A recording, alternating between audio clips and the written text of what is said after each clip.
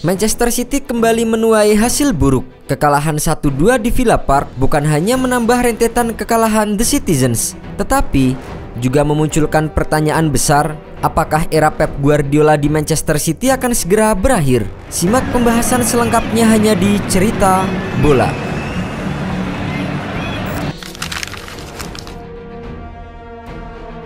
Sejak peluit awal dibunyikan, Aston Villa yang bermain di depan pendukung setianya tampil dengan penuh semangat. Tim asuhan Unai Emery langsung mengambil inisiatif menyerang dan berhasil memimpin di menit ke-16. Gol pembuka berawal dari kerjasama apik antara John Duran dan Morgan Rogers. Umpan terobosan dari Yuri Tillmans berhasil dimanfaatkan oleh Duran yang tanpa ragu menceploskan bola ke gawang Stefan Ortega. Aston Villa terus menekan dan menggandakan keunggulan di menit ke-65. Kali ini giliran Morgan Rogers yang mencetak gol setelah menerima umpan matang dari John McGinn. Ex pemain Manchester City itu memanfaatkan kelengahan lini belakang tim tamu untuk mencetak gol dengan kaki kirinya dan membuat kedudukan menjadi 2-0.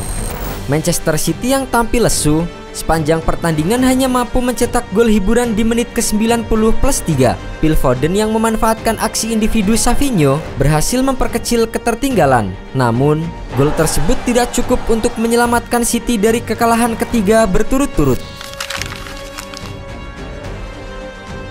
Manchester City tengah berada dalam periode paling suram dalam beberapa musim terakhir. Kekalahan dari Aston Villa menambah rentetan buruk mereka. Sebelumnya, Manchester City tumbang 0-2 melawan Juventus di Liga Champions dan kalah 1-2 dari Manchester United dalam derby sengit. Selama 12 pertandingan terakhir di semua kompetisi, Manchester City hanya mencatatkan 1 kemenangan, 2 hasil imbang dan 2 kekalahan. Masalah terbesar Manchester City saat ini adalah produktivitas gol yang menurun drastis. Erling Haaland yang biasanya menjadi andalan di lini serang kini kesulitan mencetak gol akibat minimnya suplai dari lini tengah. Dalam pertandingan melawan Villa, Haaland terlihat terisolasi dan tidak mendapatkan dukungan maksimal dari rekan-rekannya. Hal ini mencerminkan persoalan mendasar di tubuh Manchester City, yaitu hilangnya kreativitas di lini tengah. Selain lini tengah, lini pertahanan juga menjadi sorotan. Absennya beberapa pemain kunci akibat cedera membuat Guardiola harus melakukan rotasi yang tidak ideal. Akibatnya, kesalahan individu sering terjadi. Hal itu kemudian memberikan lawan peluang untuk mencetak gol. Dalam 3 laga terakhir, City telah kebobolan 6 gol dan menunjukkan lemahnya koordinasi di lini belakang. Selain itu, mentalitas tim juga tampak terganggu. Rentetan hasil buruk ini membuat kepercayaan diri para pemain semakin menurun. Tak hanya itu, tekanan besar dari media dan para pendukung turut mempengaruhi performa tim secara keseluruhan. Dengan jadwal yang semakin padat, Manchester City harus segera menemukan solusi agar tidak semakin terpuruk di klasemen.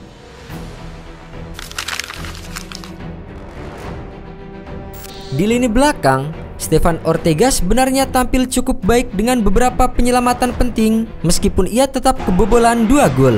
Kemudian, Rico Lewis dan John Stones menghadapi banyak kesulitan, dengan Stones bahkan keluar lebih awal karena cedera. Manuel Akanji yang baru pulih dari cedera juga terlihat belum sepenuhnya fit. Sementara Josko Vardiol kehilangan fokus saat membantu serangan sehingga menciptakan celah di lini depan.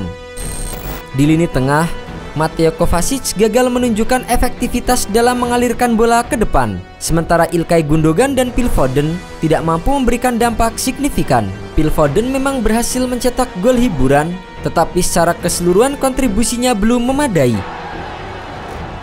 Lini depan juga menunjukkan performa yang mengecewakan. Bernardo Silva dan Jack Grealish kesulitan untuk menciptakan peluang. Sementara Erling Haaland terisolasi akibat kurangnya pasokan bola dari lini tengah. Para pemain pengganti seperti Kyle Walker dan Savinho juga tidak memberikan pengaruh yang besar, meskipun Savinho berhasil berkontribusi dalam proses gol Phil Foden. Keterpurukan Manchester City saat ini dapat didistribusikan pada beberapa faktor. Ketergantungan pada Pep Guardiola menjadi salah satu sorotan utama karena pola permainan mereka terlihat stagnan di tengah tren buruk ini. Lini tengah yang kehilangan kreativitas juga menjadi masalah yang besar. Hal tersebut membuat Erling Haaland kesulitan mendapatkan peluang. Selain itu, cedera dan inkonsistensi performa pemain bertahan memperburuk situasi di lini belakang. Mentalitas pemain juga tampak terganggu dengan banyak pemain yang terlihat kehilangan rasa percaya diri akibat kekalahan berturut-turut.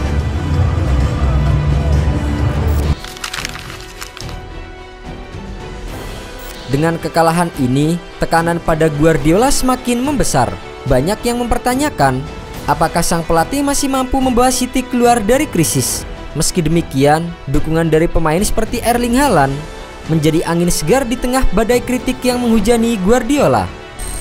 Catatan 9 kekalahan dalam 12 pertandingan terakhir tentu bukanlah gambaran yang bisa terlihat dari tim sekelas Manchester City. Namun, Guardiola memiliki rekam jejak sebagai salah satu pelatih terbaik dunia dengan kemampuannya untuk menemukan solusi. Bahkan di saat-saat yang sulit sekalipun, meski tidak bisa mencetak gol di laga melawan Aston Villa, Erling Haaland tetap menunjukkan dukungannya kepada Pep Guardiola. Striker asal Norwegia ini menyebut bahwa pelatih asal Spanyol tersebut memiliki catatan prestasi luar biasa di Manchester City. Dia memenangkan Liga Inggris banyak 6 kali dalam 7 tahun. Kami percaya dia akan menemukan solusinya.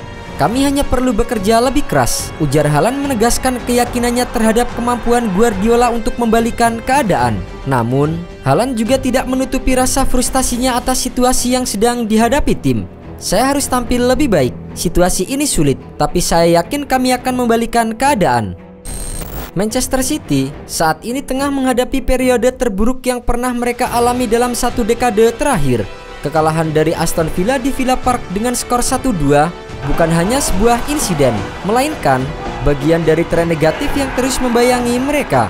Statistik 9 kekalahan dalam 12 pertandingan terakhir di semua kompetisi menandakan krisis yang nyata. Namun, di tengah semua kekacauan, Guardiola masih memiliki pendukung di dalam tim. Pemain-pemain seperti Erling Haaland percaya pada visi sang pelatih dan optimis bahwa ia mampu menemukan jalan keluar. Guardiola telah membuktikan dirinya sebagai ahli strategi yang mampu mengatasi tekanan. Akan tetapi, waktu terus berjalan dan ekspektasi tinggi di Etihad Stadium tidak memberikan banyak ruang untuk kesalahan. Pertanyaannya sekarang, apakah Manchester City bisa segera bangkit? Atau apakah ini awal dari akhir era keemasan Guardiola? Hanya waktu yang bisa menjawab. Tetapi, satu hal yang jelas, jika City tidak segera mengembalikan keadaan, konsekuensi serius akan menghantui mereka di akhir musim.